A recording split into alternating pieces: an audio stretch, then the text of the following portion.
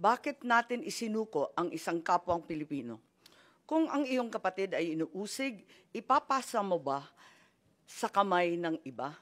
Kung ang iyong ama o di kaya ang iyong lolo pa, matanda na at may sakit, kinakaladkad palabas ng inyong tahanan, manunood ka ba na parang wala lang?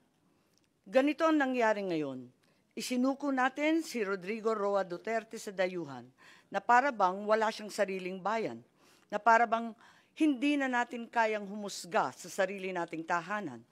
Here we are watching as a fellow Filipino, a leader, a father, a grandfather, a man who served this country is taken not by his own people, but by outsiders who claim the right to judge him.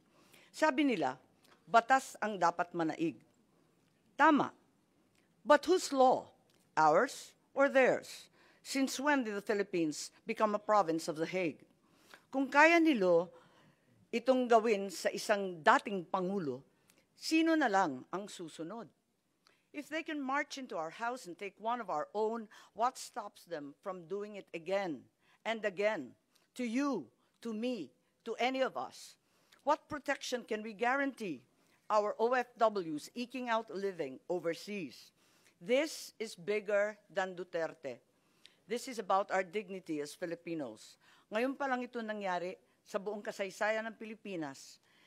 Pero paano kung mauulit? Paano kung sa susunod, ibang Pilipino naman, ang kinaladkad papalabas? The Senate will seek answers, and if there is indeed wrongdoing, we will make certain to put up safeguards so this never happens again. We are not here to fight, least of all, to fight each other. We are here to find the truth. Because a country that does not demand answers will always be at the mercy of those who dictate the questions. Ang hustisyang ipinapataw ng dayuhan ay hindi hustisya. Ito ay pang-aalipin. Ito ay pagkontrol. At mga kababayan ko, hindi tayo alipin. Tayo ay Pilipino.